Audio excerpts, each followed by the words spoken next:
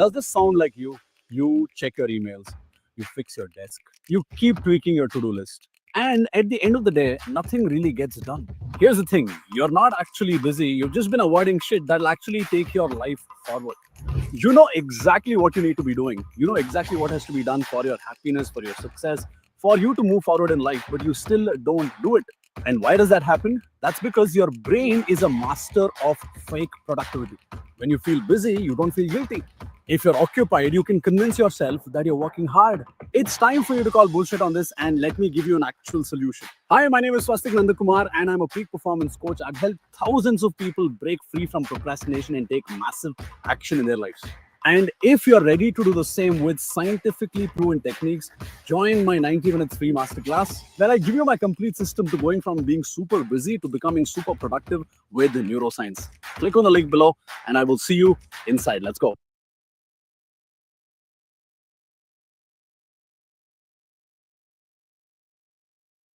Stop wasting time applying for jobs on LinkedIn or Naukri or other online job portals.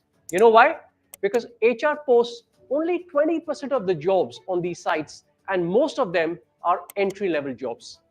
But if you're a mid or senior level professional, you need to tap into the hidden 80% of the job market, because this is where you can find a gold mine of opportunities with higher salaries, great work culture, and growth opportunities. And I'll show you exactly how you can do that in my free Dream Job webinar. In this webinar, you'll discover my proven CAR framework that's helped over 25,000 working professionals learn how to find their dream jobs in companies like Deloitte, Amazon, Goldman Sachs, JP Morgan, and many more. Click the link below and join the free webinar right now. I'll see you on the inside.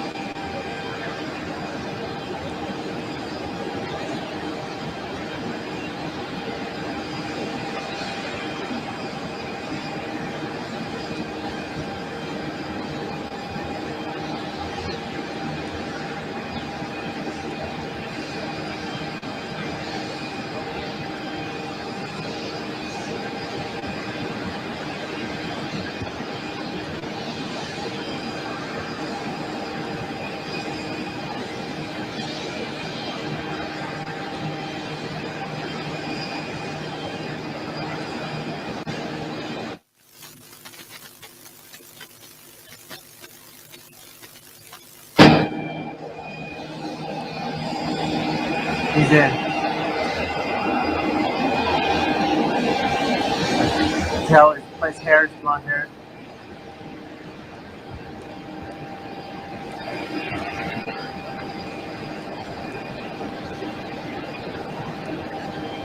That's Elian going in. Elon went in.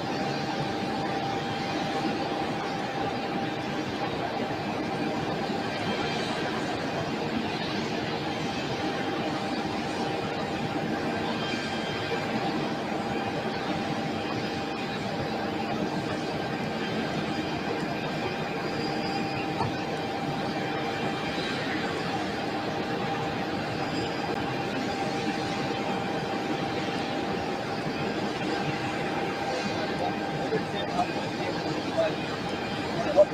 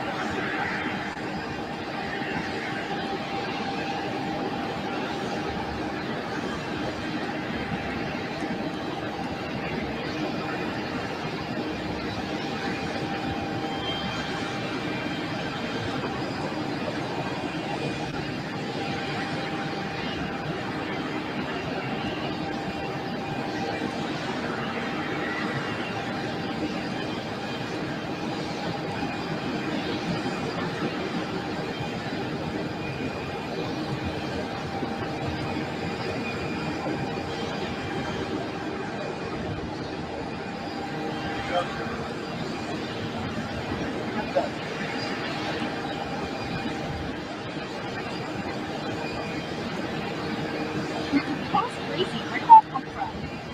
But Oh no, my they're god. doing construction there.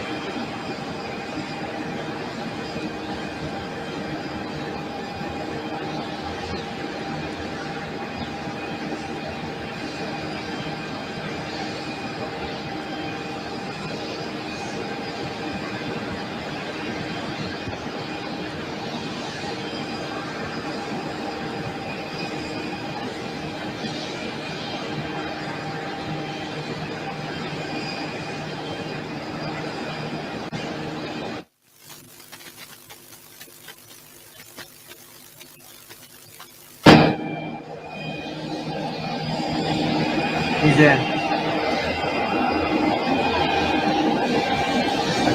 Tell his hair is blonde hair.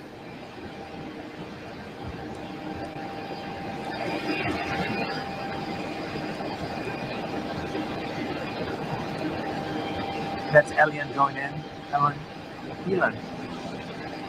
Elon went in.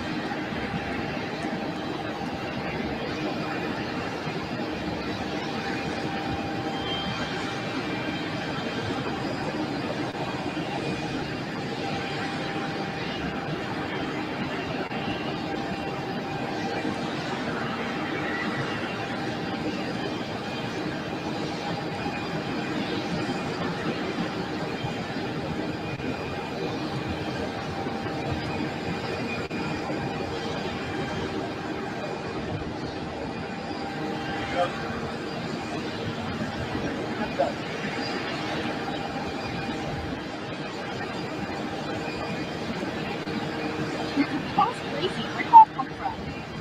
But Oh no, my they're God. doing construction there.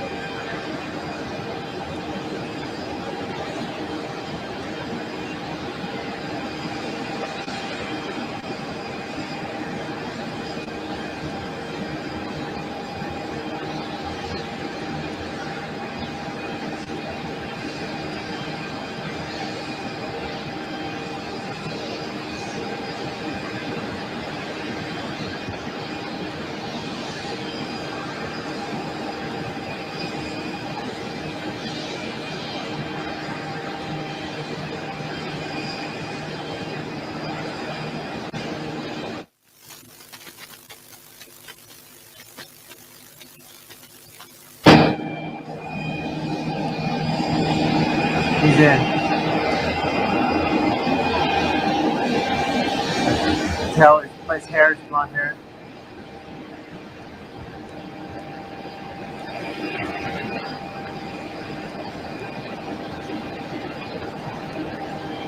That's Elian going in. Elon. Elon went in.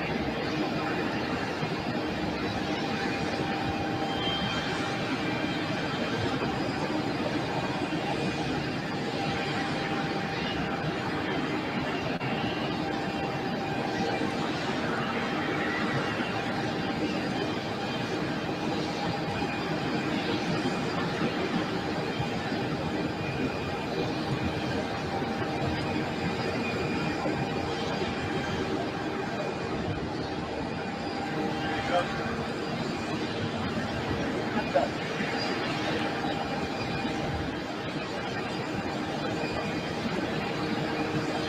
was crazy. Where did that come from? But Oh, no, my there's God. great construction there.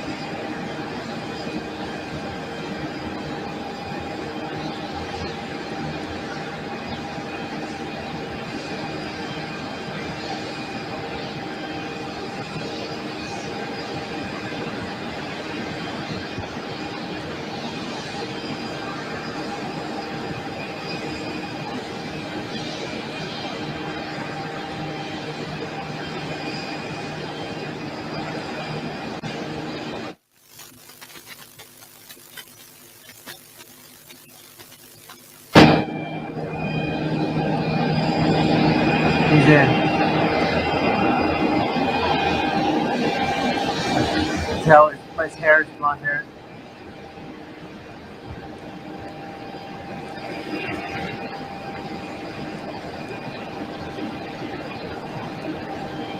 That's Elian going in. Elon. Elon went in.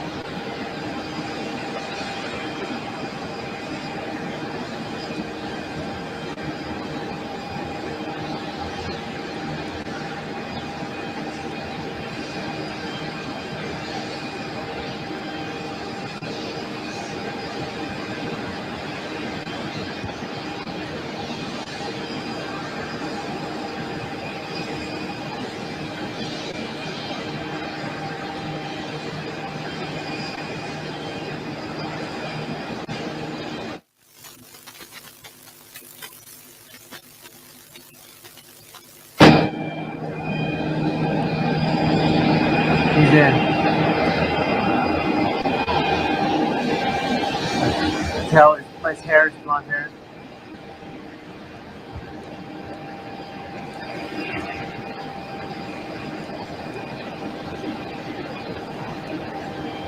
That's Alien going in. Ellen. Elon. Elon went in.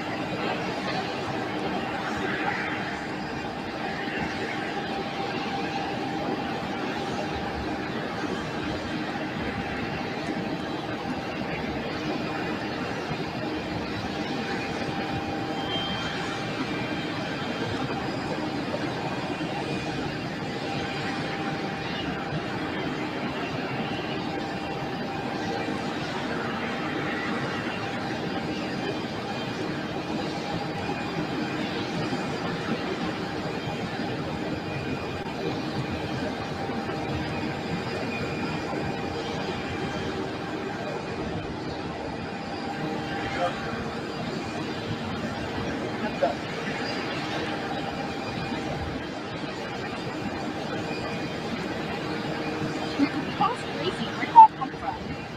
But Oh no, my they're God. doing construction there.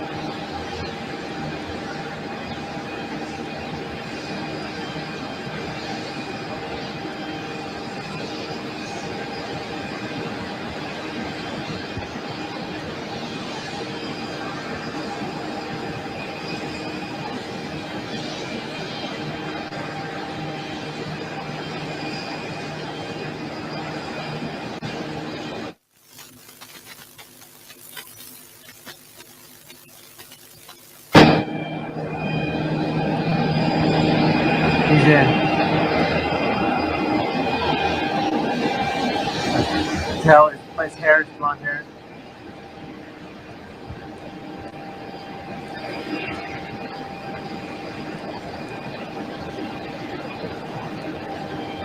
That's alien going in. Ellen. Elon. Elon went in.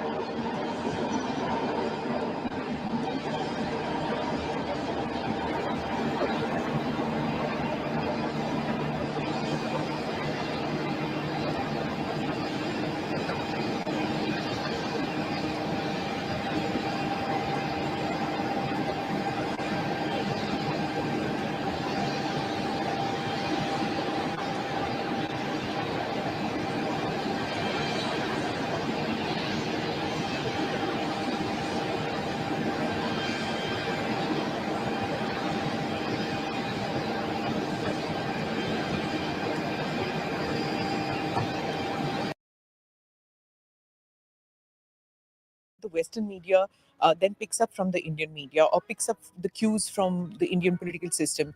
They also talk about it that, oh, look, under Modi, chief ministers are put in jail. In the country today, there is a certain thought process or entitlement process, which I think that metaphor Khan Market gang is a very good description of that. I want to tell you there's an international Khan Market gang as well. These are people who are sort of linked, to the entitled people out here. They are socially comfortable with them. They know them. They feel like them. The sales are down in the domestic Khan market. The international Khan market gang feels, look, I need to pep up these guys and give them support. Prajwal Revanna case, and why was he allowed to get out of the country? Why has his passport not been impounded? MEA got this request from Karnataka only on the 21st of May. People were saying a lot of things to the press. I don't know about how other governments, state governments or otherwise function. We, at least in MEA, function as per the law. The opposition says it's going to be Dakshin mein saaf and Uttar mein half. For us, it would be Dakshin mein double. And for the opposition, I would say Uttar mein even more trouble. Whether it is Mr. Rahul Gandhi or Mr. Kharge, they keep saying that the reservation issue is extremely important because Modi government has no respect for the constitution. Constitution does not provide faith-based reservation. You're actually implementing and advancing faith-based reservations, and then you say, I have respect for constitution. You are this is against the constitution. 80 odd amendments to the constitution were done by whom? By the Congress party.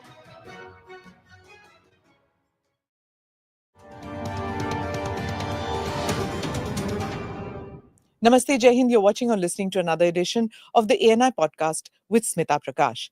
Today, my guest is the External Affairs Minister, Mr. S. Jaishankar. He has served a 5-year term in the Modi cabinet and is a member of the Rajya Sabha. As we head to the last 2 phases of the grueling 7 rounds of polling and the end of the mammoth Indian election, I talked to Dr. J, the politician. Dr. J, thank you so much for being part of the podcast. Lovely to have you here.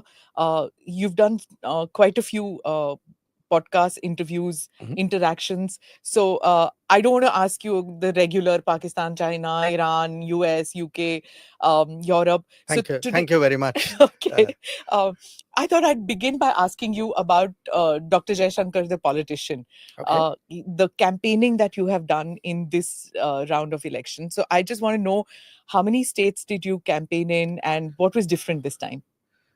Well, I campaigned, I think, in 10 or 11. I still have two to go. I'm going to UP tomorrow, day after, and then to Himachal. Hmm. What was different? Well, in a way, for me, campaigning was different because I have campaigned. I campaigned in Gujarat Vidhan Sabha elections. I campaigned in Karnataka. But general elections is something very different. So it's one thing to be a voter, to be a very interested voter, a politically aware voter, to have watched elections across the world. But when you have your own and you are part of it and you are participating, campaigning, motivating others, it's a very different experience. Hmm. Well, you're not a career politician. A bureaucrat got into real politic in a way. But when you became external affairs minister, it was like kind of a continuation of the job that you were doing. But when everybody saw you out there pinching babies' cheeks and walking in Kaban Park with the retirees, eating dosa at some darshinis, that's a different kind of work involved. Did it need a lot of effort, or did it come naturally to you? Uh, I would say it came naturally because I remember you're now seeing me at the end of a term. So, Mm. I mean, what you refer to is the beginning of a term. 5 years have elapsed. Yeah. Okay. In these 5 years, I've actually been functioning and absorbing what is a political world. Very good colleagues who have, Mm. who helped you make that transition. Mm. Some of it is there already because look, even I tell people, diplomats are a kind of politician. I mean, we are very adjustable people. We Mm. go out to foreign environments, look at a ground situation, figure out what to do. We are not people who are bureaucrats in that regular sense of Mm. the term.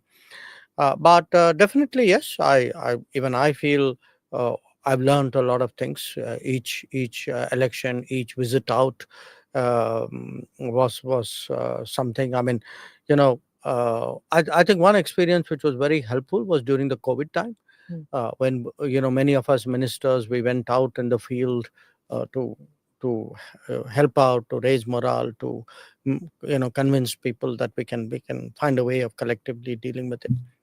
So it's a combination of a lot of this, and in a way, a kind of an evolution which has happened, and I find it very interesting. I mean, you would see that.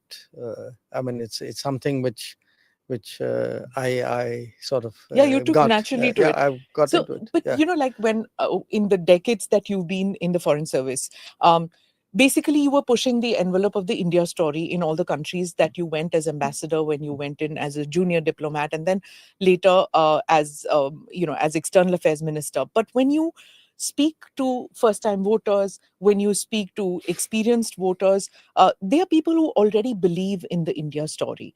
It's a different communication that you need to do. What was your message to the young voters, to first time voters, to even preteens? I saw you at the Delhi Tamil School also Mhm, talking mhm. about Chabahar, and I was quite amazed that youngsters are interested in Yeah, they Iran. they brought it up. Yeah, they brought it up. Yes. So I was wondering, how did the conversations come up in these places? Well, one, of course, to some extent, what you tell different demographics is something slightly different because it has to be Hmm. nuanced and appropriate Hmm. for that particular generation. But if you ask me in this 2 months, let us say, what has surprised me, uh, uh, I'm actually very impressed by the extent of interest today uh, in foreign policy and in the country's international standing across the country. I'm not talking Delhi, Mumbai, Calcutta. I'm talking Bikaner, Dharwar, Sambalpur, Amritsar. I mean, these are sort of really examples to you, of what would not be metropolitan cities. Okay, Amritsar may be closer to it, where today there is an enormous interest. I mean, very often, yes, I've been, to a lot of these, the orthodox way of campaigning. When you go for the nomination, you go with the candidate, you're on a truck, you're mixing with people. All of that is there. But generally, what happens? There's always a request there saying, please speak, and sometimes it's 2, 3 occasions in a day. And typically, I would say whatever is the capacity of the hall, it's full, and sometimes they have a problem because the interest is more than the capacity. And these are actually genuine interest about, what are the challenges, what are we going to do, how did you go through this situation, that situation. So, and some issues repeatedly come up. Ukraine, POK. I would say my experience number one would be the whole Ukraine rescue operation. There's huge interest, today. And by the way, not just interest. I've had at least 3 occasions where somebody from the audience, who was either themselves a person who came out of Ukraine or was a family member of, came up and said, look, I would like to come up there and thank you and thank Prime Minister. Okay. I would say Ukraine was, for me, the most frequently asked question. The second would be the whole Russia oil issue. How do you stand up to pressure? The third, I would say, to some extent, yes, POK would be issue. I actually was taken aback because I find the UN Security Council issue coming up. It's not something I would have readily imagined sitting in Delhi. But clearly people see that very much as a matter of national prestige, of pride, of what is today possible. What do they ask you, that ab tak kyun nahi hua, or ya agle term mein aap karoge, ya why do they blame the bureaucracy or the political dispensation? They feel it's something we should strive for. They want an informed look. With me, normally people are not seeking a big picture of explanation. They want a reasonable, logical, where are we, where will we want to go, how will it happen, kind of thing. So I actually do they share think it with them. that the entire system is gamed against us? Because that's what one gets to hear a lot on social media, that whether it is the Western media or whether it is at the UN, the system jo hai wo hamare khilaf hai, ye gamed hai against India. You're talking UNSC, you're talking UNSC. domestic? In UNSC, they do understand today that we have to make our presence felt. We have to push back. As I said, the most frequently asked question is the Ukraine war and the whole rescue operation. But the second is that oil issue. And they do feel, they share that sentiment that Western countries were unreasonable in their expectation, that they were phasing out their own buys out of Russia and demanding that we, a much lower income country, terminate it. And then we all go into the Middle East where they will actually outcompete us. And basically, we will end up with the short end of the stick. So I think the feeling is, yes, Western countries often have not, been understanding of India, often are condescending about India, demanding of India. A lot of these comments about our elections, about our democratic process, I think people resent that also. They find that terribly condescending. And in fact, there is sometimes I say things, believe me, they say much more to me than I actually say, because The feeling is, frankly, people take a lot of pride in our own processes and don't like it at all when people, who don't have that credentials pass comments on Do it. they want the MEA to push back when there are supercilious comments made about Indian democracy, about Indian foreign policy? Do they want the Ministry of External Affairs to push back? Yes, absolutely, absolutely. And I'll be very honest with you. I mean, I think one of the reasons why they are keen to talk to me is they feel that under the Modi government, they've seen somebody like me push back, and they like it, and they feel this is really what should be done. So one part of it is that there's also that sense about China, that China is pressing us on the border. We are standing up on many issues today. We are willing to say things which earlier on we didn't used to say. Let us say giving protection to the to terrorists from UN sanctions. That kind of stuff. So it's not. It's, I would say, an overall confidence in the country, in the country's prospects, where we are going, and that we don't need to bend and we don't need to kind of look down in front of the world. And when you stand up straight and strong, they like it. That's what they want you to do. That's the kind of government they want. Not be apologetic on any issue, right? Accept mistakes, but not be apologetic, Sure, right? absolutely. Yeah. The other thing I've noticed is that people keep asking you about what is it like to work with Mr. Modi? What is the, how does he work? How many hours do you work? And what, those kind of questions also come your way. Yes. More than many other politicians, I've seen that you get asked this almost in every interaction that I've seen.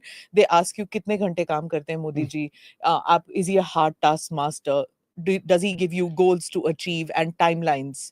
They keep asking you this. Yes, they do, and I note your point, and my own sense is partly they see me traveling a lot with him. So perhaps they sense, okay, because you travel with the prime minister, you are maybe a better person to ask about working habits, and how many hours and when does he sleep, and how much pressure is there, and how much latitude does he give you, etc. Maybe I don't know. Maybe I'm more open to talking about it. I really don't know the reason, but I do take your point. The Prime Minister in a recent interaction said that when he came in, he didn't want jo purani nitiyan jis tarah hoti hai. He was talking about how foreign policy and how it was changing, and he said that दूसरे देशों को एक संदर्भ में देखा जाता था. Like he said, when I went to Israel, I didn't go to Palestine. कि अगर मैं जाऊंगा, the hyphenation. Something that used to irritate India to a large extent about the hyphenation. And he says that I didn't accept advice which was given to me, because जो bureaucracy थी वो 3-4 प्रधानमंत्रियों के साथ काम कर चुके थे. वो कहते थे ऐसे नहीं होता, वैसे होता है. And I said, I don't want to see my countries through the prism of other relationships. He was explaining that.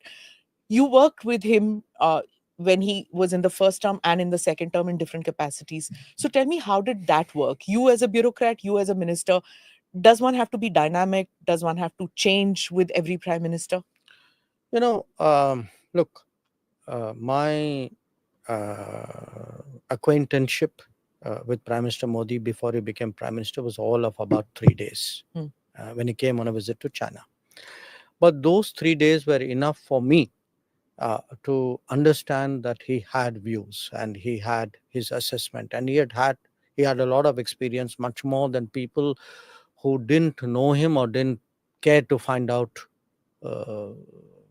Their impression was very different. Then I met him about maybe 2 weeks after he became Prime Minister. I was then in US. I came back, and I could see again that he had a view, and part of those had already been expressed in the fact that he had got all our neighbors to come for the oath taking. Yeah, that was the 2014. That was very much his personal idea. It was not a bureaucracy's idea. They wouldn't have liked it, right? The old system of bureaucracy. I don't know. The term he used was, "मैं घिसी पिटी advice पे नहीं जाता." Okay, look, I want to be fair. I wasn't there, so I don't know who said what, but I do know that it was his idea. Okay, so I have always had the presumption from those first 3 days, then from those 4 or 5 encounters when I was ambassador, with the period when he was in the US on that visit. And I've always felt he had views. He has this ability to question, to continuously kind of, can we do it differently? Can we do it better? Self improvement, you can say, in a way. And he keeps challenging you. But the challenge is a two-way process. It's not like he's reached the conclusion at the beginning of a conversation. He will throw up a set of propositions, and or he invites you to throw up a set of propositions. कि अगर मैं So, Korea नहीं जाता, हाँ. Japan चला जाता हूं, पर मैं कोरिया नहीं जाऊंगा. आपको क्या लगता है? आपको, does he do that? Yes, I know in the case of I know in the case of Israel and Palestine, he had that view very clearly, and he said this very, very early, that when I do that Israel visit, he said, I want to do only that Israel visit. There he had made up his mind. Now he had made went up via Jordan. No, Israel we went straight. Okay. The Palestine we went via Jordan. Okay. So look, it's interactive. He's very he's in a way a person who constantly challenges you when you work with him. You have very active conversations, and he's very fond of a kind of a team think, a team review. Everybody gathers around the table. So I mean, some favorite words: review, feedback, kaisa gaya, and normally he speaks at the end, and it starts with the junior most person, so that they don't get crowded. Really? They don't get crowded by somebody senior speaking first. Then there's pressure on them otherwise. So there's a kind of culture. There's a culture about it. So when this team sat together and you were given the target 400 par, did you, like most other I'm people... talking of foreign policy. I know, I'm jumping now to yes, politics. okay. That when you were given a target of 400 par, see, I'm being dynamic, just like the MEA has become dynamic. So when the target was given 400 par, did you, like us in the media, think, ki, kya 400? How can it be 400 par? Kaise kar sakte hain? Did you people think like that? No. Say, you got to understand how many other things had happened by the time you are seeing the end point of a process. Because I'm a member of parliament, I'm a minister, I'm a member of BJP, I'm also party to a whole set of deliberations and meetings and various exercises. So it was not hawa mein? No, 400 par. look, I can tell you, I'm talking what 2 years ago, where many of us were assigned told, go visit a constituency and give us a sense of prospects. What are the challenges? These are constituencies we had not won. Okay, so there was actually, look, this is the BJP you're talking about.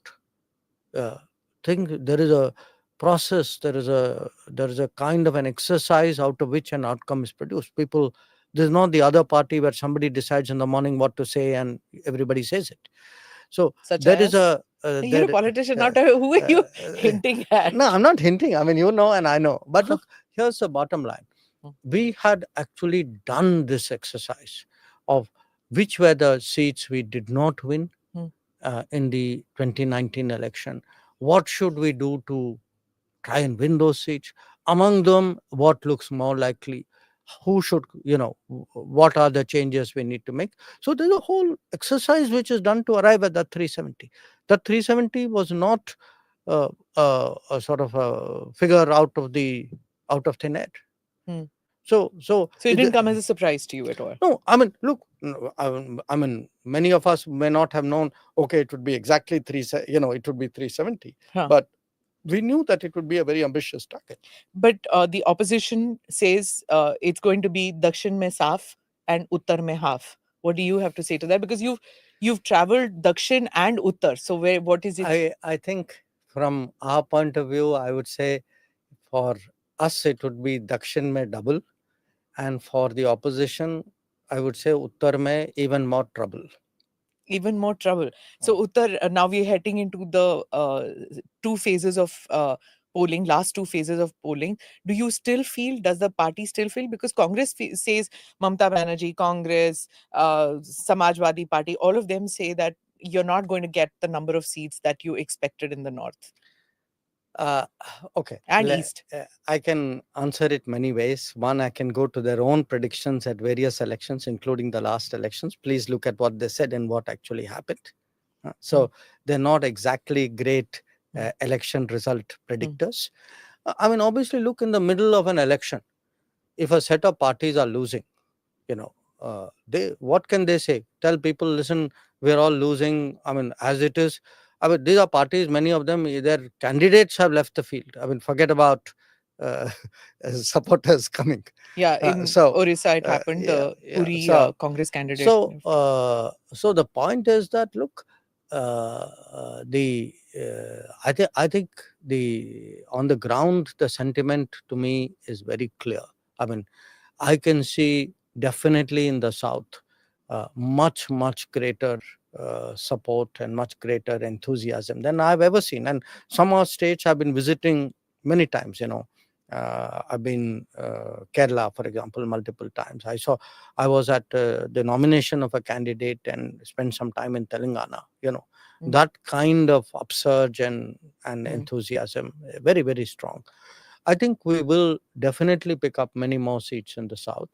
I went to Odisha. I think, again, feeling is that we'll improve our numbers in Odisha. The sense is we'll improve our numbers in Bengal. I went to Bengal, and Bengal, you can actually see this reflected in the kind of, because even on the turnout issue, turnout can sometimes, higher turnout can help you or not.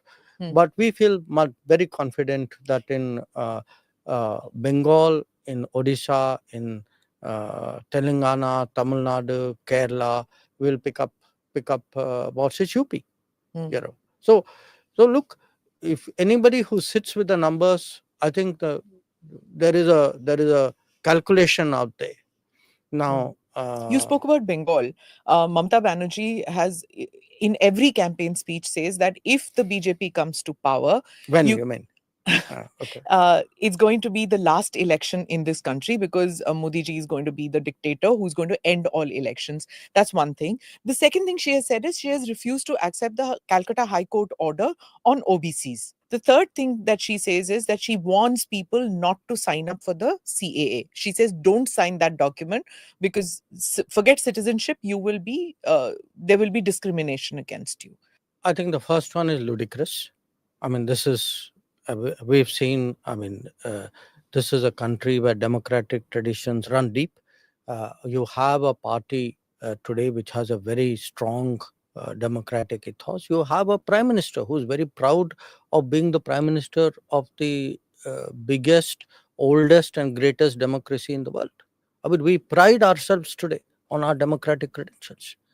So, if we are doing very well in the democratic process, I mean, why would we have any doubts about it?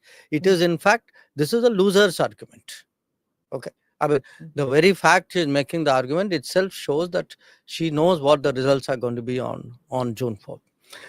Regarding the High Court judgment, that whole issue, look, one, of course, what she says to me is extraordinary. I mean, if a court gives a verdict, I mean, and we have all been at the receiving end of verdicts of courts. You don't say to the court, I will not obey what you say. You say, okay, I will appeal to some higher court if that option is open to you. But no, an administrative authority does not defy a judicial pronouncement. That's not the way democracy functions. So, I mean, here you are talking of future of democracy. I mean, first, please practice democracy. And this, defying a court is not a way of practicing a democracy. The third issue, look, on CA, I think it's a straightforward issue. I mean, we have created a faster pathway for people who needed that, who have a claim to that, and definitely we feel this is the way of normalizing them. Otherwise, they will remain forever in that sort of you can say that hazy zone of not knowing what the legal status is. And in this country, so today when so many of your entitlements are based on documentation, I mean, that's not the way maybe they would like to run governance. Maybe they like everything very fuzzy and siphony out there. But I think in a clean, transparent system, I think Documentation. it's very important for everybody. But when you come to, if I was to come back to the reservation issue, it's something that even the Congress has picked up, whether it is Mr. Rahul Gandhi or Mr. Kharge. They keep saying that the reservation issue is extremely important because the Modi government has no respect for the constitution, and they will eradicate reservations for scheduled caste and scheduled tribes. Okay, so let's separate the two issues. Okay, because I have comments on both respect for constitution and eradicate, and the reservation issue. Who has actually attacked reservation in this country? Actually, if you look at it, most of all the Congress party and some other parties of the India alliance. Because what did they do? They have actually systematically used faith, the argument of faith, and created minority institutions and taken away reservation from those who had it. Now, we know there are the famous cases, Jamia Millia University being one of them. But there are 9,000 institutions like So which this. means they declare Jamia as a minority and they don't get reservations. So who loses? So essentially, what are you doing? Look, here, because that's why from there I come to the constitution. What does the constitution provide for in this country? Constitution provides for reservations for scheduled caste, scheduled tribes, and then thereafter for the OBCs. Constitution does not provide faith-based reservation. But effectively, what are you doing? You are advocating, not advocating, you are actually implementing and advancing faith-based reservations, and then you say, I have respect for constitution. This is against the constitution. Now, when you speak of the constitution, let's look at the constitution. Okay, 80 odd amendments to the constitution were done by whom? By the Congress party. Okay, so the party which has the highest record of changing the constitution now has the temerity to say other people have intent on the constitution. The party which is actually doing an end round around reservations is saying, oh, the other guy has intent on doing this. The ground reality is totally different. And if you look, not just to that, forget, let's say for a moment, put the letter of the constitution aside. Take even the spirit of the constitution. Tell me which article of the constitution allows governance by remote control? Who was really controlling policy for those 10 years of UPA? And what was the constitutional sanctity of it? You're talking about the NEC? Yes. No, and the whole culture. Look, when somebody can come into a meeting and tear up what the cabinet has approved, where is the respect for constitution then? Today again I hear, I will tear up this, I will tear up that. If you think you are entitled to tear up what you don't like, and then say, oh, by the way, I have respect for constitution, you really think people are going to buy that? But why did the Prime Minister of the day accept it then? This is what I'm trying to say, is that it's easy for him to say it because whatever he says, whatever Rahul Gandhi says, is done when his party is in power. Because Smita, that was the culture of that party. That is still the culture of that party. So when you talk about democracy, we go back now to Mamta. Where is the democracy if there is a inheritance system of a party, where the culture of the party is that the lineage will determine what is the power? So, to my mind, the Parivarvad is fundamentally anti-democratic. And if you look at the parties of the India alliance, them, SP, SAPA, DMK, what unites them? Parivarvad. And Parivarvad is fundamentally against democracy. Isn't this something, look at America. You have the Bushes, you have the Kennedys. Isn't this something that's there everywhere? Japan, everywhere you have. No. Look, to some extent, I'm not saying we are the only country with Parivarvad, but in many other cases, the Parivar member, the next generation, has to go through a certain process. Yeah. George Bush did not hand it over to George W. Bush. See, there's a difference. Yeah. You went through a primary, you contested against other people, you won some, you lost some. through Those hanging things, chads and those whatever. things, those things happen. Yeah. So look, we cannot rationalize. We cannot say Parivar war happens everywhere in the world. I agree, it may happen in other countries. Okay, others may have their drawbacks. That doesn't mean it makes it good in this country. Okay. But here's my point. If you look at respect for constitution, because let's go through the issues you have listed out. You look at respect for constitution. A party which has 80 plus amendments to the constitution, whose own governance practices shows disrespect for constitution, which has actually done clever end runs around the constitution, has no grounds for today talking about respect for constitution. Secondly, on reservation, a party which has systematically taken away reservation from SC, ST and OBC and given it to its vote bank has no face to talk about reservation. And third, a party and a set of parties here who actually have done this parent to next gen handing over the baton. I mean, for them to talk about democracy, I think is tech. But this is also something that the Western media then picks up from the Indian media, or picks up the cues from the Indian political system. They also talk about it that, oh, look, under Modi, chief ministers are put in jail. Okay. Again, let me dissect your issue. Western media, why are they doing it?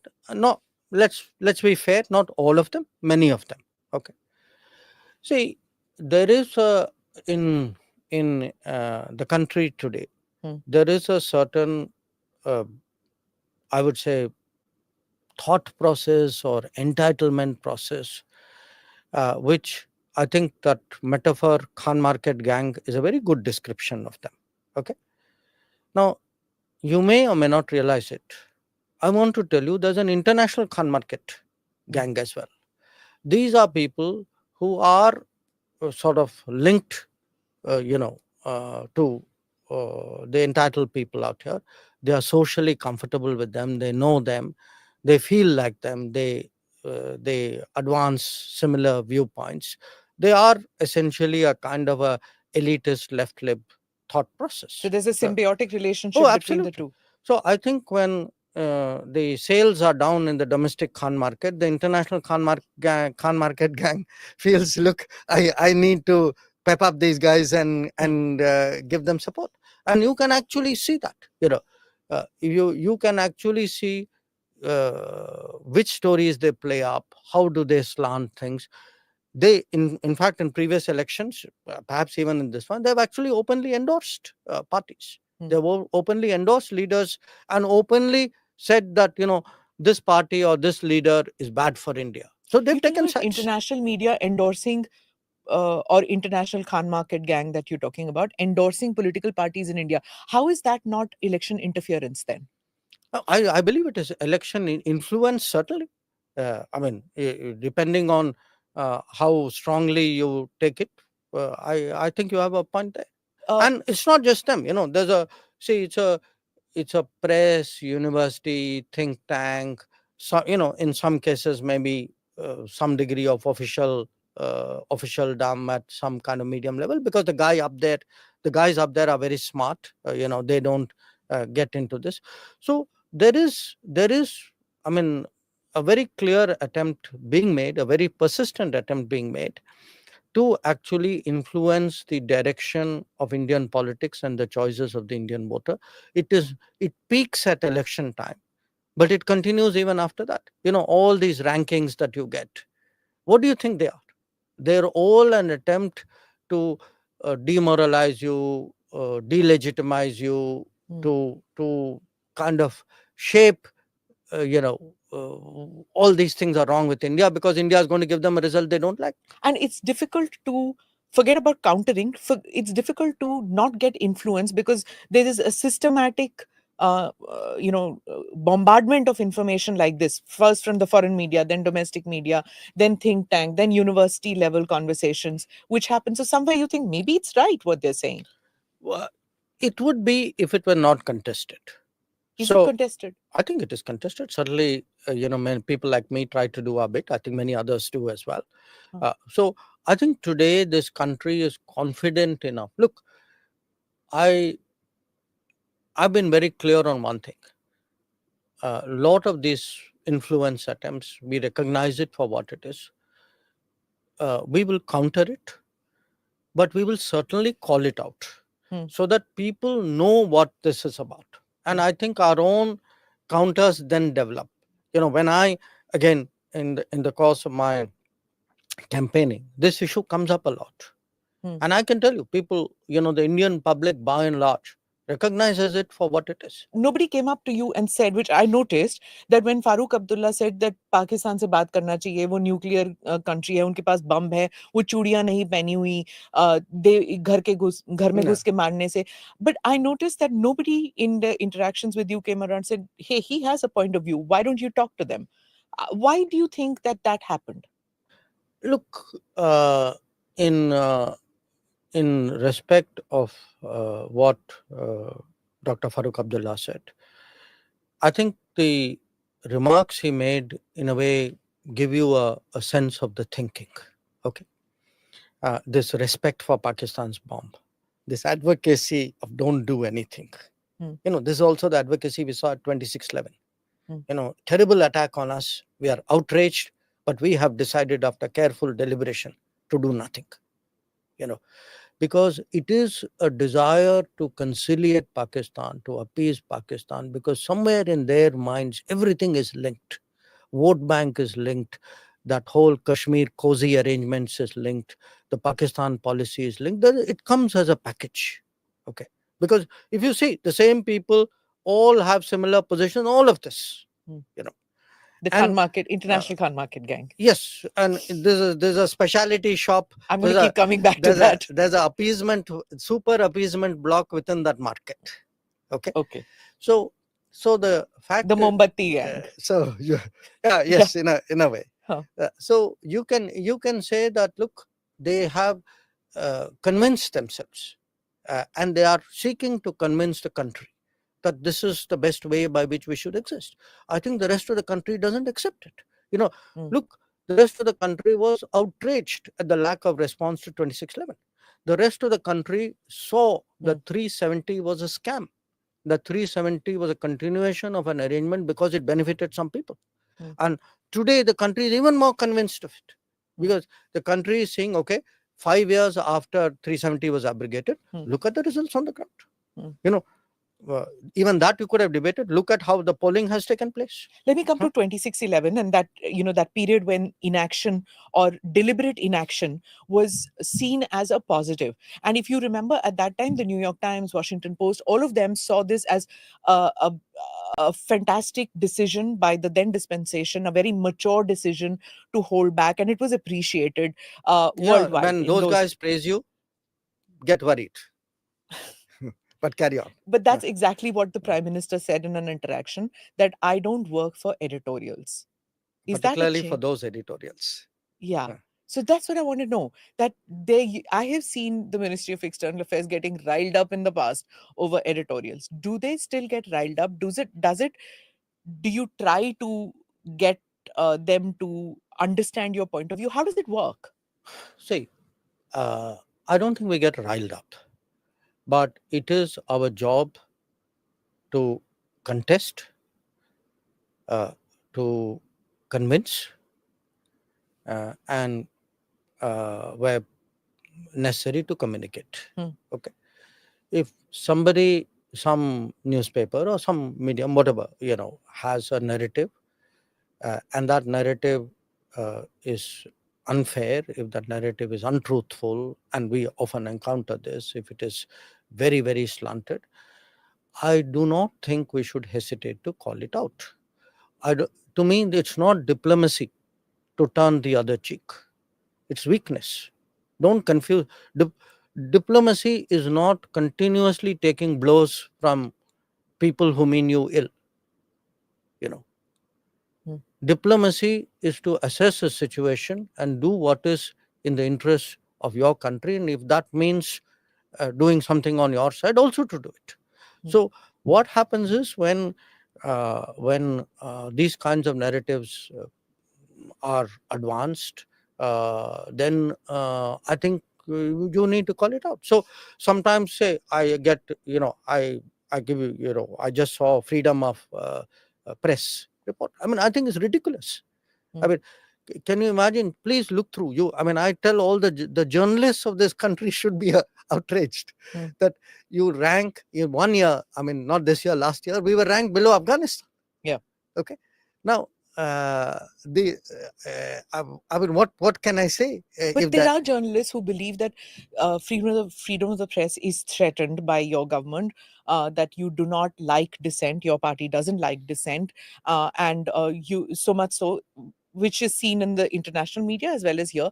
But it's the on social media you can even see outrage when it's not just this international Khan market gang, but even the State Department that comes up and says that, oh, okay, democracy and is under threat in India, or there are chief ministers who are being put in jail, Okay. or No, Rahul Gandhi's. wait. Let's look at this. Okay. First, let us look about politicians facing legal processes. So let me ask you one question. In other countries, when politicians have charges against them, what happens? They are exempt from legal processes. You say, oh, there's an election coming, so guess what? You are a practicing politician, so you are exempt from any legal scrutiny. You don't have to come to any hearing. There'll be no charges pressed against you. Do you press the pause button on law when an election comes up? Is that what other countries do? No, they don't. The law is the law. The law goes at its pace. Politics goes in its cycle. From time to time, they could intersect. We're not the only country where this is happening. You can see it in other parts of the world as well. So, if a chief minister or any other, why chief minister? I mean, if anybody has done something which warrants a legal process, there is no, how can you stop it because there is a political compulsion to do so? And let's look at these examples right now. Mr. Kejriwal. Not only that, Mr. Soren. Yeah. If there was prima facie no case, then the court would have said, okay, here's bail. We'll see after that as the process takes place. Why is it that the court has only given him a limited window? He's not got a get out of jail card. He's got a get out of jail for 10 days card and come back to jail card after that. Okay. In case of Mr. Soren, he didn't even get that. In case of some other AAP ministers, they haven't got it. So, I mean, if after all the courts have also looked at it, and by the way, this has gone all the way to the Supreme Court. Okay. So, if there was nothing to it, now if there was something to it, then you can't say, you are a chief minister and therefore nothing should be done because there's an election coming up. Two questions before I let you go. Big election coming up. When that happened, there was this whole Prajwal Revanna case, and why was he allowed to get out of the country? Why has his passport not been impounded? Look, first of all, to impound a passport is governed by an act called the Passport Act. We need a judicial, a court or a police request to do so. MEA got this request from Karnataka only on the 21st of May. On the 21st of May. I mean, people were saying a lot of things to the press. But we can only act when there is, because, I don't know about how other governments, state governments or otherwise function. We, at least in MEA, function as per the law. The law says you can revoke a passport if there is a judicial, either a court or a police request comes. So we got that request on 21st of May. We immediately acted on it. On 23rd of May, he was given, we have to follow a certain procedure, and the procedure is initiated. Which means that the Congress government in Karnataka, while they have been accusing the Modi government of shielding Prajwal Revanna, they have actually not gone through the processes to impound his passport. And they did not take the first step. And they knew, we all know. I mean, there's not a secret. Okay. I mean, he's not the first case where impounding a passport is taking place. Yeah. So we got the request from Karnataka government on the 21st of May. The other thing which I want to ask, which came up in the 2014 election, 2019 election, that there are tax defaulters, whether it is Mehul Choksi, whether Nirav Modi. Why does it take? Why is the process so complicated to get these people back to the country and make them go through Indian judicial process? That is a question which mostly we need to ask the UK, because that's where the high profile people have gone. And we have presented our case strongly. As you can see, multiple rounds of legal proceedings have gone in our favor. And in many ways, I think, we continue to press very, very strongly for their return. They obviously use all sorts of arguments. And I think it is incumbent on the UK authorities to take a responsible view of it. Otherwise, there's a reputational implication for them. I mean, they will end up being seen as a haven for tax evaders and tax defaulters. So, as I conclude, I have just one question to ask you. The Prime Minister said that in his second term, when the COVID pandemic hit, at that time there was a realization in him and in the government that जो humanitarian aid का ठेका West ने ले रखा है, वो हम change करेंगे. Now it's going to be India which is going to do that. And we saw this in the vaccination case. We saw this in several other things. Is that going to be something that you will see continuity in Modi 3.0 if you people come back to power? Smita, what has happened is from even well before the COVID. In fact, I go back to even the Nepal earthquake in 2015. There was a water crisis in Maldives. There were mudslides in Sri Lanka. So over the last 10 years, we have actually built up a very solid reputation as a first responder. So today, when we speak about our international standing, there is a perception, especially in the global south, that when something goes wrong, it is likely that there will be support from India. These are today the responsibilities. More, we have to, as we get bigger, we'll have to take on more. And that is really what Prime Minister Modi has done in the last 10 years, is preparing us to do more. Because, most of our conversation today has been understandably about the elections and politics. But I will also tell you, there is this sense which I believe the Indian public has picked up. That sense is India will rise. We are getting our domestic act together. I mean, big changes have happened. If you look at the infrastructure, look at the social welfare system, look at the 7% growth, look at really the inclusive benefits of it and the inclusive employment which comes from it. The country is getting its act together. We are actually moving forward, but we recognize when we look out in the world that it's a very difficult, stormy, turbulent, volatile world out there. So people want a safe, sensible, experienced, good judgment kind of leadership out there, because they know that India is will need that vision, will need that ambition, will need that motivation, but we also need those skills and those good judgments and the confidence to navigate that.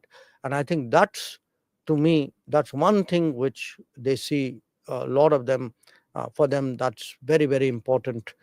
And that's a great value that Prime Minister Modi has in their eyes. So India at the high table in if Modi comes 3.0?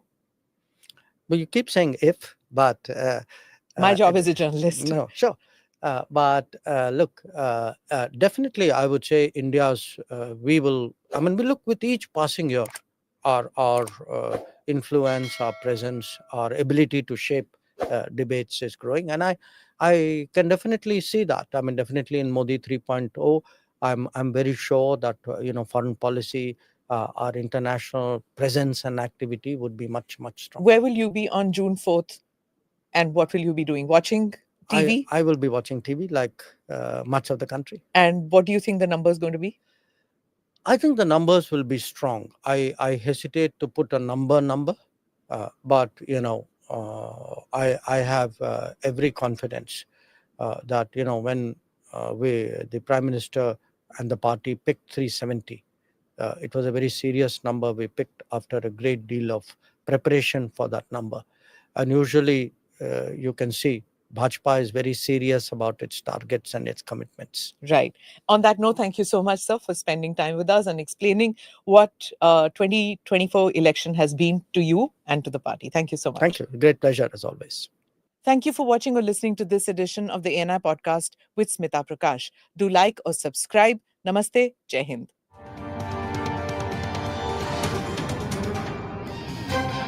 Click here to watch the previous episodes.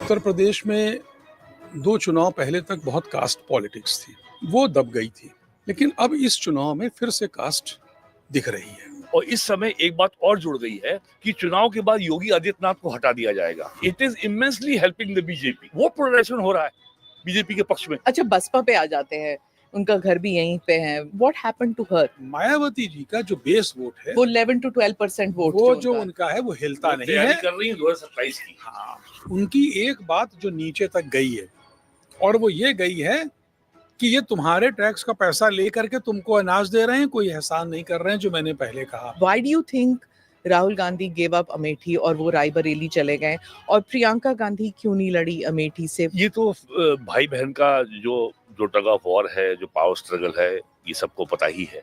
इसमें कोई क्या उत्तर प्रदेश में सब जानते हैं इस बारे में? सब जानते हैं इसको। देखिए, राहुल गांधी का एजेंडा बिल्कुल अमेरिकन मार्क्सवाद जो है वो एजेंडा पे चल रही है कांग्रेस पूरी तरीके से। आप कितने सीट देते हैं बीजेपी को इस चुनाव में? Certainly better than 2019। 2019 में समाजवादी पार्टी, बहुजन समाज पार्टी, राष्ट्रीय लोकदल का अलायंस था। उसके बावजूद बीजेपी को 62+2 उनका अपना अलायंस 64 सीट दे गॉट। अब की बार बीजेपी का जो कास्ट लाइनअप जो है इनसे बेहतर है। पर हमको ये एक बात ये ध्यान रखनी चाहिए कि 19 में 5 साल की सरकार थी, 24 में 10 साल।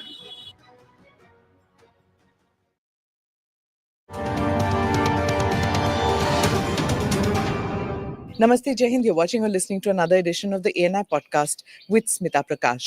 This episode is being filmed in Lucknow, the capital of Uttar Pradesh. The state has a population of about 230 to 235 million people. That's about 1/6 of India. Now, if Uttar Pradesh was a country of its own, it would be the 5th most populous country in the world. The first Prime Minister of independent India was from Uttar Pradesh, and the current Prime Minister, Narendra Modi, has also won 2 terms from the state and is seeking to be elected for the 3rd time. So let's understand what makes Uttar Pradesh so important politically. With me are 2 journalists who live here and know the state and its politics.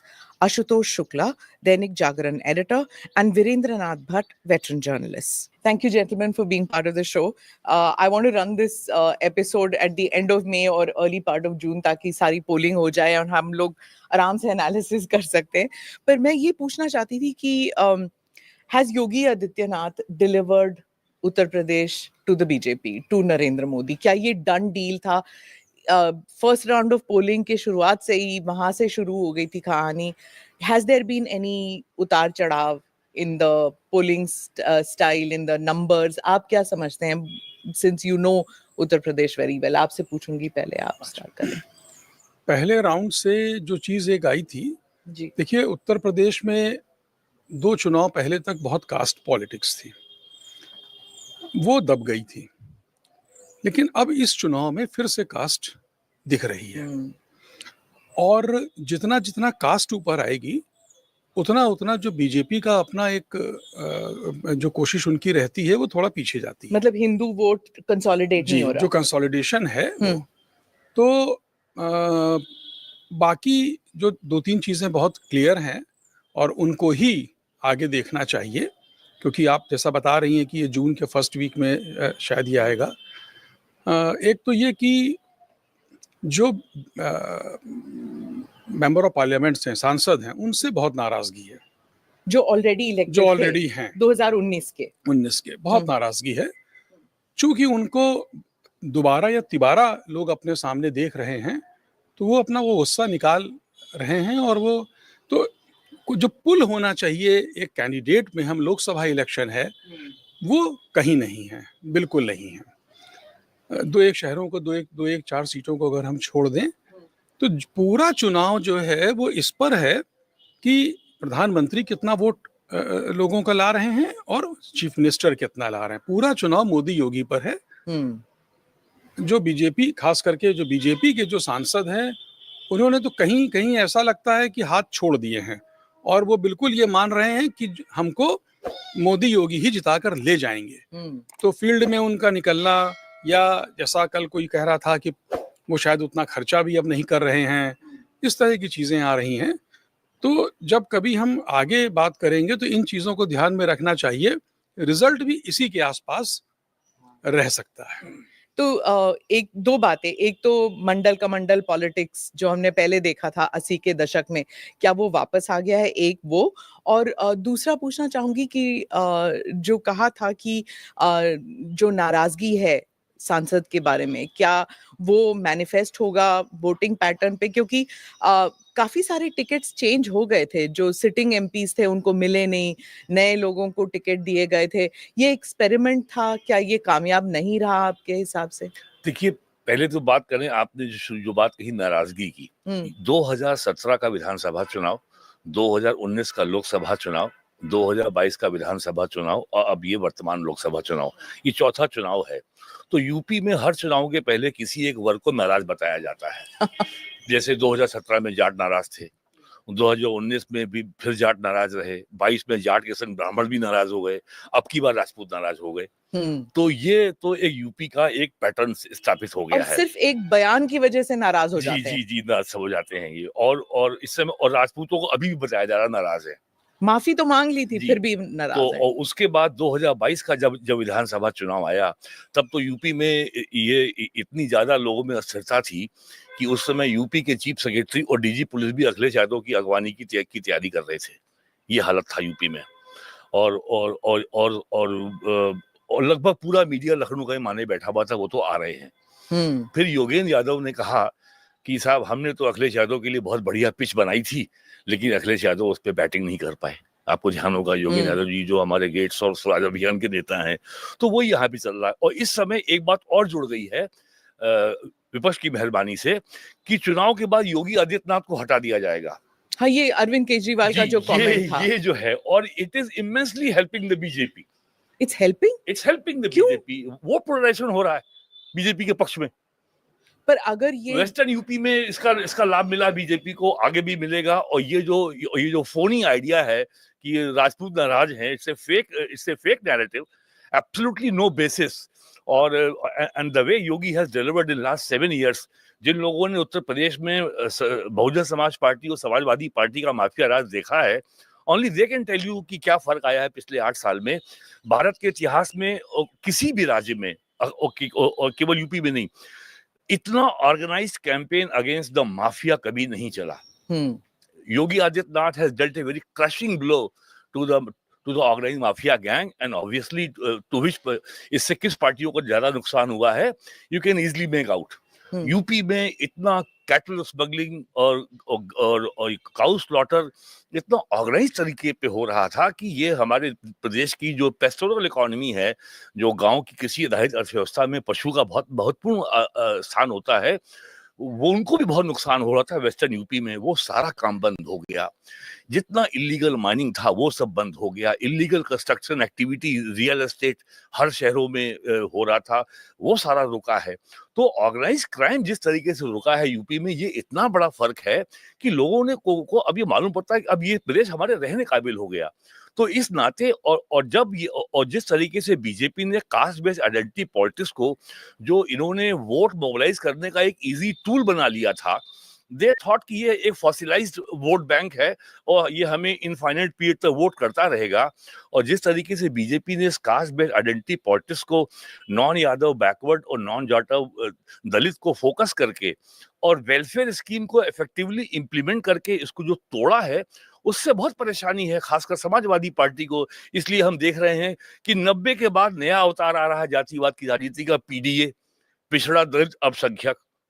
एक और है अनुप्रिया पटेल की छोटी बहन पल्लवी पटेल, जो Samajwadi party के symbol पे election लड़ी थी प्रयागराज से, और उनका अपना दल है, अपना दल एस। उन्होंने कहा नहीं पीडीए कुछ नहीं है, पीडीएम करो भाई, पिछड़ा दलित मुस्लिम। तो ये सारा जो रिस्पांस आप ये सब जो नए नए नॉमेनक्लेचर आ रहे हैं, ये केवल जो बीजेपी का वेलफेयर एजेंडा है।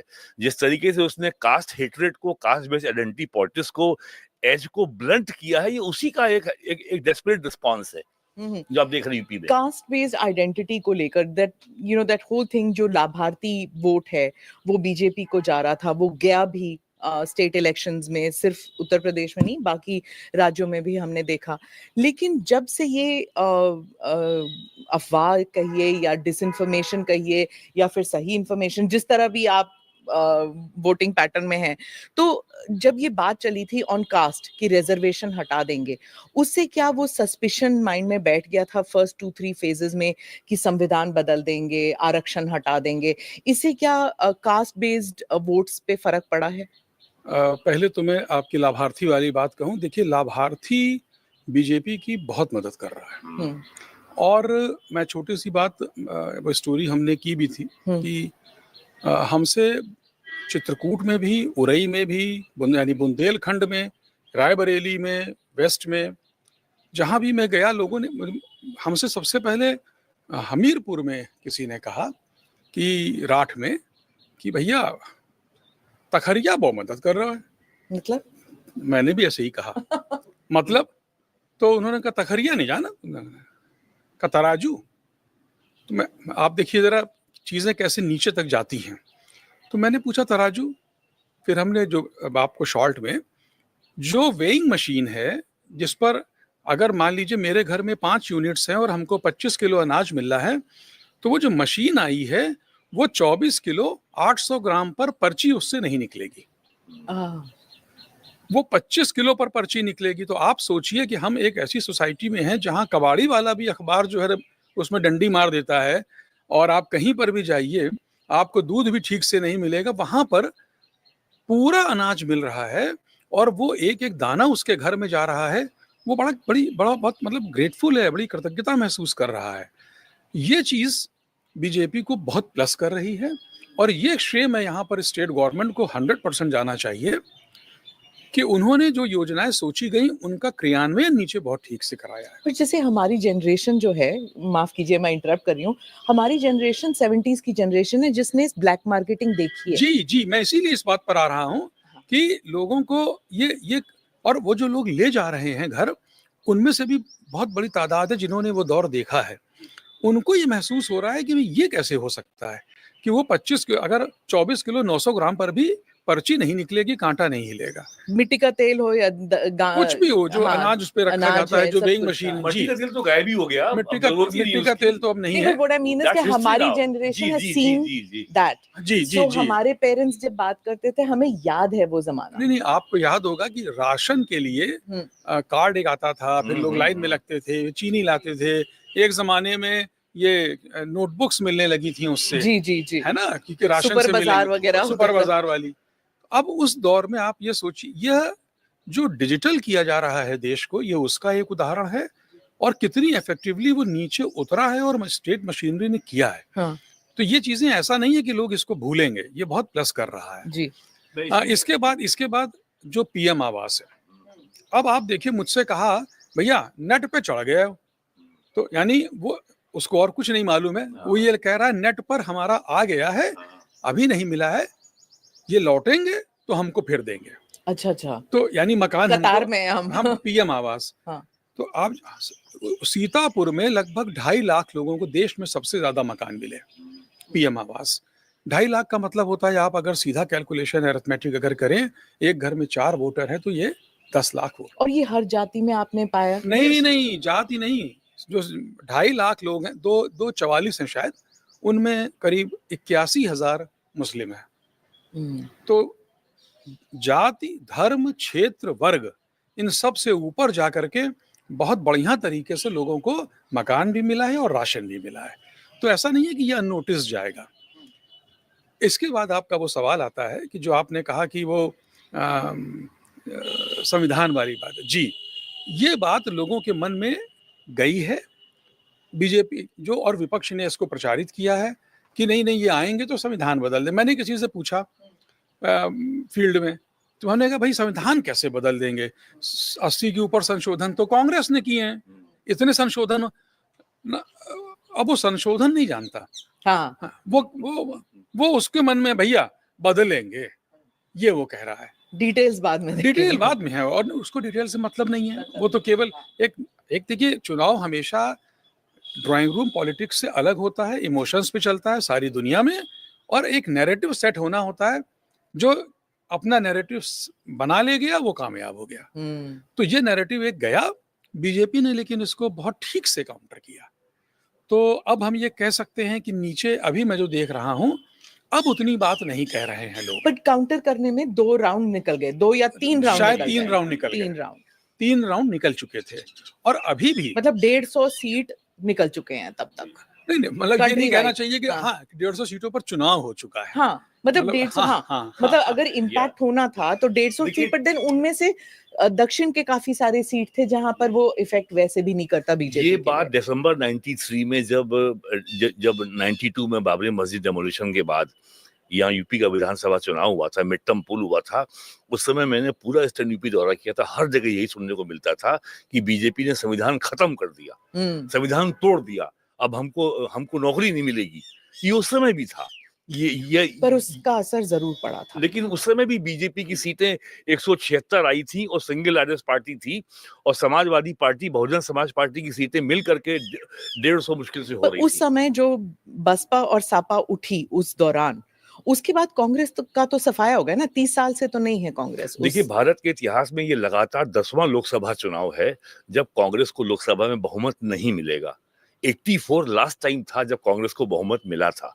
ये बात जो है भुला दी जाती है। और जो लाभार्थी की बात आशुतोष कर रहे थे, यूपी में अगर आप डायरेक्ट बेनिफिट ट्रांसफर की साइट को देखिए तो 4.5 लाख करोड़ से ऊपर पैसा लाभार्थियों के खाते में गया है। और मैं एक स्पेसिफिक उदाहरण दूंगा कि बेसिक शिक्षा विभाग में बच्चों को स्कूल का बैग, स्टेशनरी, यूनिफॉर्म, जूते, मोजे, स्वेटर, पैसा पहले ये खरीद के देते थे, अब सब खत्म हो गया, सीधा बच्चों के खाते में जा रहा है। पर क्या लाभार्थी, जरूरी तो नहीं ना कि लाभार्थी, हाँ मुझे लाभ मिला तो मैं इनको वोट दूंगा। हाँ, एक बात जरूर है, जैसे आपने कहा कि मेरा नाम नेट पे है तो अगला मकान मुझे ही मिलेगा, पड़ोसी को मिल गया अब मेरा है, वो हाँ there is a reason to wait. लेकिन अगर अनाज तो वैसे ही मिल रहा, अब कोई भी सरकार आएगी नहीं। आपने एक बहुत अच्छा पॉइंट उठाया है, और कि क्या मुझे राशन मिला है तो मैं वोट दूंगा ही।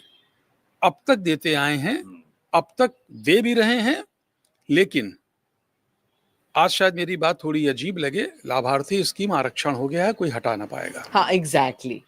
और खड़गे ने कहा, हाँ, जी नहीं, पहले दे यूज्ड टू क्रिटिसाइज कि क्या अनाज दे रहे हैं, ये कर रहे हैं, अब उन्होंने 10 किलो कर दिया। 10 किलो कर दिया। नहीं, और मैं इसमें एक बात जोड़ूं कि अब उन्होंने, बहुत सारे लोग हैं, ये रिजल्ट बताएगा और आगे के चुनाव, वो अब ये मान चुके हैं कि ये हमारा हक है। तो ये एहसान नहीं है, ये कोई फेवर नहीं है, ये जो कहा जा रहा है बार बार, तो अब जब उसको उन्होंने अपना अधिकार मान लिया तो अब हमको मिलना ही है। तो अब हमारे मिलने में जब कम हो तो हम जब हमको मिलना ही है, ये हमारी ही चीज है, तो उसके आधार पर हम कितना लोगों को बदले में वोट का फेवर करें, ये बात भी इस चुनाव में आएगी और आगे भी धीरे धीरे ये लोगों तक जाएगी। तो ये कितना बाद में पे करने वाली है, ये थोड़ा देखने की बात होगी। एक बात जो मीडिया में नहीं आ पा रही है कि अगर सरकार फ्री अगर खाद्यान्न दे रही है तो government is not incurring any additional expenditure. National food security act के तहत government is obliged to feed the people. उसमें आपका मिनिमम 2 लाख करोड़ रुपए खर्च आना ही आना है। आपको याद होगा, मनमोहन सिंह प्राइम मिनिस्टर थे, सुप्रीम कोर्ट ने कहा था कि ये गेहूं और चावल आप सड़ा रहे हैं अपने गोदामों में, फ्री क्यों नहीं बांट देते। तब केंद्र सरकार ने कहा था हमारा फिस्कल डेफिसिट बढ़ जाएगा। आपको याद होगा, ये नोन केस है। पर एक साइकिल है। अब जो हुआ है कि सरकार का इस समय एफसीआई के गोदाम में कोई भी गेहूं, चावल या धान 1 साल से ज्यादा पुराना नहीं है। पहले ये 6-6 साल पुराना था। अब 6 साल पुराना धान को मिलिंग करा करके वो चावल खाने योग्य नहीं रहता था। और दूसरी बात, वेस्टेज जीरो हो गया। तो गवर्नमेंट बिना 1 पैसा एडिशनल एक्सपेंडिचर किए, वेस्टेज बचा करके वो ये स्कीम फाइनेंस हो रही है। सबसे बड़ी बात जो ये है कि कांग्रेस के नए मैनिफेस्टो में 16 लाख करोड़ रुपए की फ्रीबीज की घोषणा की गई है। लेकिन 16 रुपए एडिशनल कमाई वो कहाँ से करेंगे इसका जिक्र नहीं है। नरेंद्र मोदी गवर्नमेंट की सबसे बड़ी सफलता ये है कि बिना मार्केट बोरोइंग किए, बिना डेट का बर्डन बढ़ाए, गवर्नमेंट ने सारी वेलफेयर योजनाओं को फाइनेंस किया है। अगर यही फाइनेंसिंग आपने डेट लेकर के बोरोइंग करके की होती तो आज इन्फ्लेशन आपका 18% पे होता। मनमोहन सिंह की सरकार के समय 14% था, 12-13 में। जो बात आज लोग महंगाई की बात करते हैं वो ये भूल जाते हैं, आज इन्फ्लेशन 4 से 5% के बीच में है। और अगर फूड इन्फ्लेशन निकाल दें, इट्स ओनली 3%। और इससे ज्यादा अगर कम होगा, it will be deflation and that will hit the rural economy. आपने कहा कि ना तो अब फ्रीबीज जो है it's here to stay, yes, and the other thing is the realisation कि caste is also not over.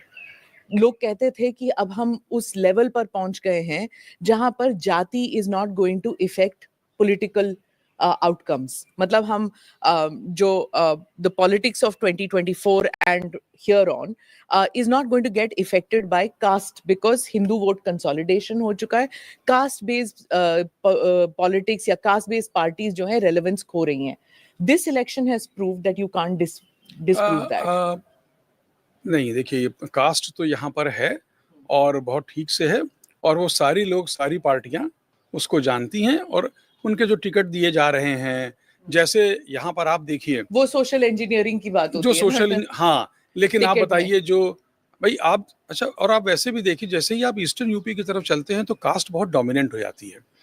Om Prakash Rajbhar कहाँ पर है, निषाद पार्टी कहाँ पर है, ये आपके सेंट्रल और ईस्ट में ही तो हैं। ये क्या नाम आपके जो पटेलों की, इनकी अनुप्रिया पटेल जी, अपना दल जो है, अनुप्रिया पटेल जी वाला, वो तो ईस्टर्न और सेंट्रल यूपी और में माइक्रो कास्ट पे आ जाते हैं हम। माइक्रो कास्ट पे है। तो देखिए कास्ट हमारे यहाँ है, ये ठीक बात नहीं है, ये मैं कहूँगा। इसलिए नहीं ठीक है क्योंकि देश के बारे में हम जब बात करते हैं तो रीजनल पार्टीज जो होती हैं उनके अपने स्वार्थ होते हैं और वो अपने क्षेत्र से ऊपर नहीं जाती। देश का जो हित है वो राष्ट्रीय पार्टियों में ही है। वो राष्ट्रीय पार्टियां और एक बहुत मजबूत विपक्ष हो, ये देश के लिए बहुत जरूरी है कि हम आगे ले जाएं। लेकिन ये बात थ्योरी में है, प्रैक्टिकल में भी कुछ हुई है, पर अभी तक मैं ये मानता आया हूं और मैंने देखा है कि जिस समय लोगों को लोकसभा का वोट देने जा रहे थे पिछले चुनाव तक, इस चुनाव में भी दिख रहा है, तो वो ये फर्क जानते हैं कि क्षेत्रीय पार्टी हमारा क्या कर सकती है भला और राष्ट्रीय क्या कर सकती है। तो वोट देते समय वो इसका ध्यान रखते हैं। इतना जागरूक है वोटर? बिल्कुल है, बिल्कुल नहीं। देखिए वोटर बहुत जागरूक है। अगर आज मचा देंगे एकदम।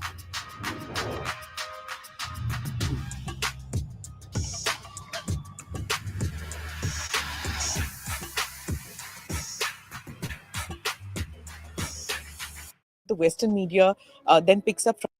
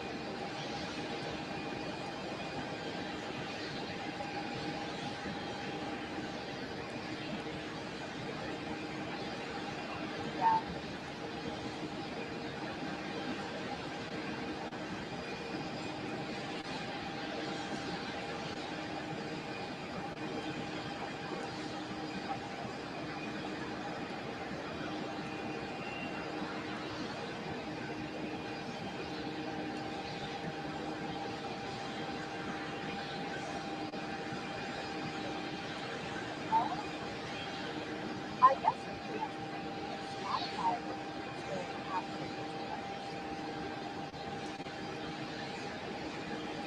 God, I would never get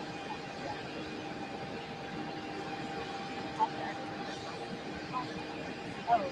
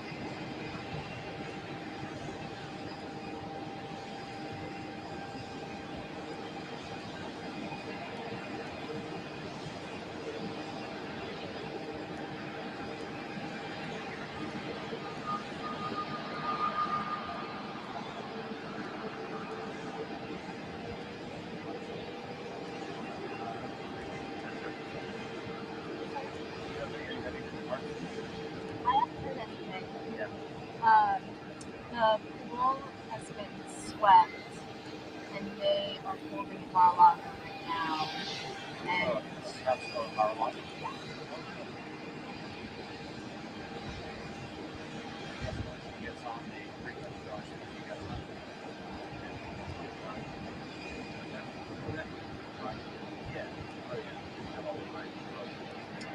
it takes about like 10 minutes for that little taxi. It's got to go all the way around. But once he's on, it's pretty cool.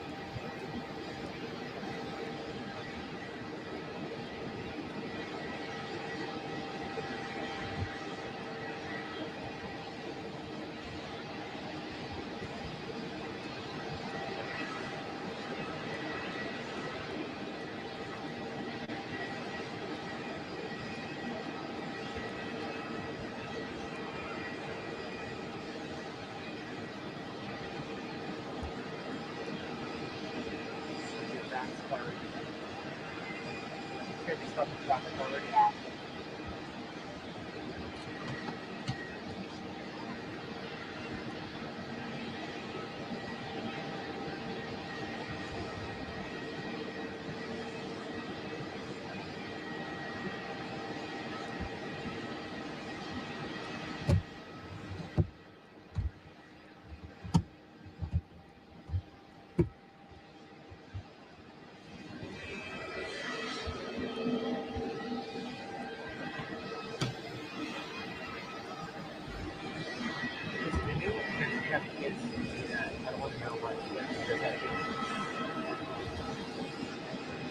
Beautifully, just on the way from Mar-a-Lago. 7:15.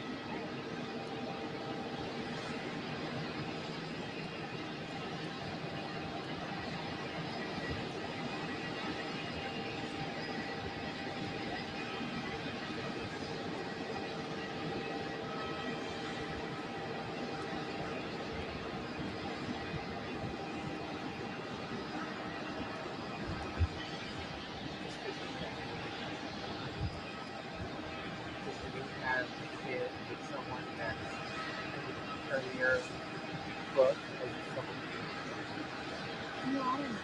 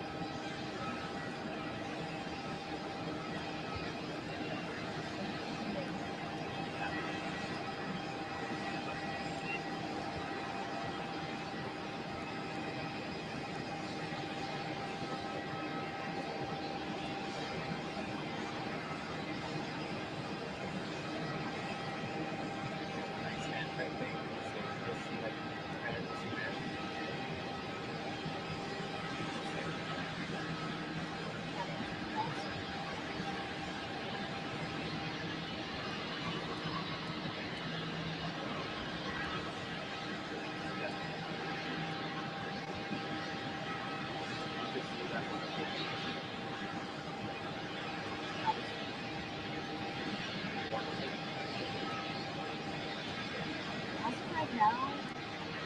Just one.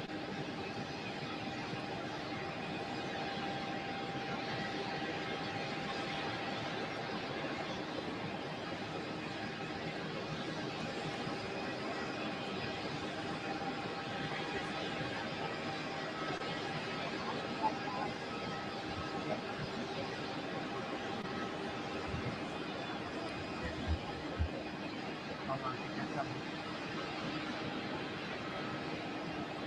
Take up.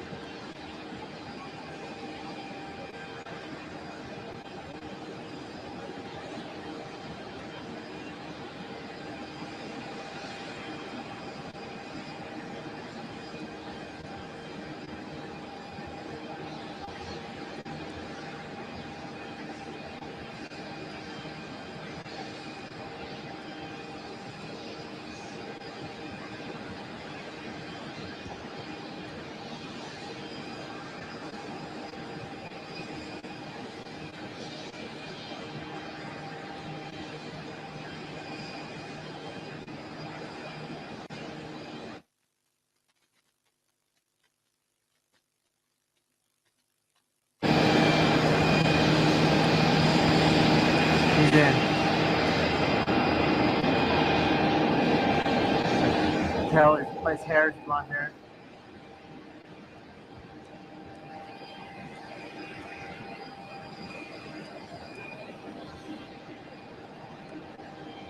That's Elian going in. Elon. Elon went in.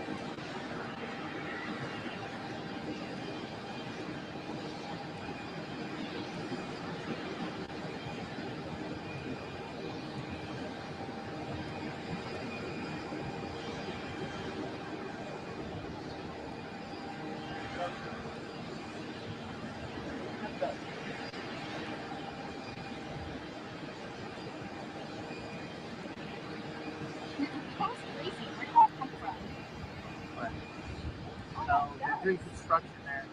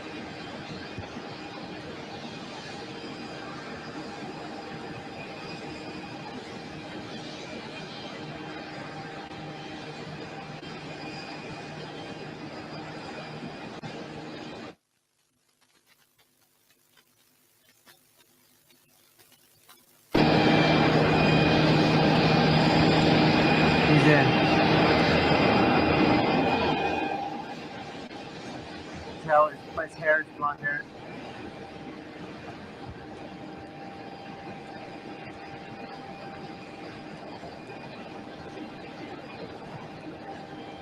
That's Elian going in. Elon. Elon went in.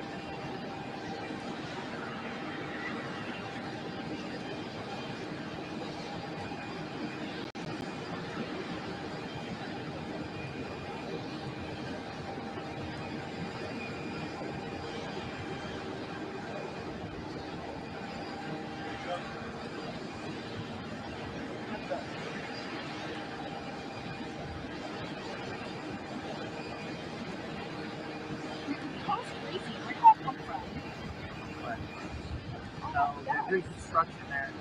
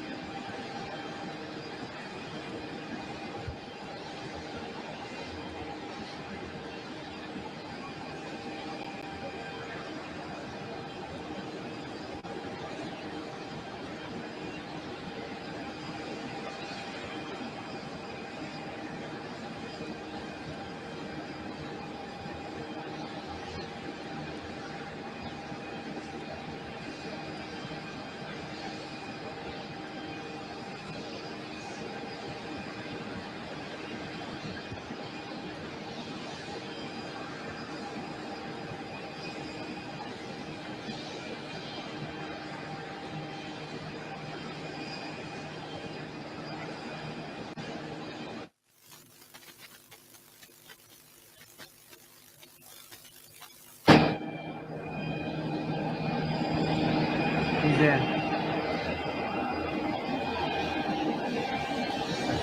Tell his hair is blonde hair.